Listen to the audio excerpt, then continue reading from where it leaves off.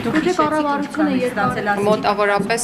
7 միլիոն, եթե չեմ սխալվում, հարկերը հանած 6-ից 7 միլիոնի կարգի, բայց ճշգրտված կներկայացնեմ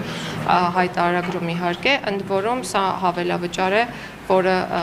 հանրության աչքին երևալու է որպես միանվագ գումար, որը տրամադրվել է օրինակ նախարարին իմ դեպքում, բայց սա ամբողջ տարվա աշխատանքի դիմաց ես համարում եմ որպես վարձատրություն։ Այսինքն շատ չեք համարում այդ 7 միլիոնը։ Կարծում եք նորմալ է Հայաստանում։ Գիտեք, նախարարների եւ նրանց աշխատակազմերի նախ հստակ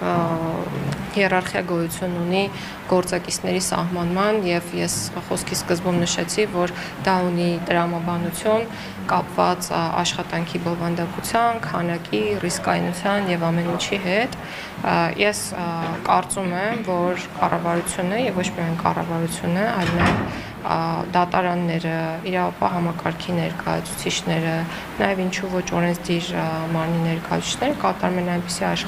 աշխատանք, որը պետք է այո բարձր վարձատրվի մեր պետությունում։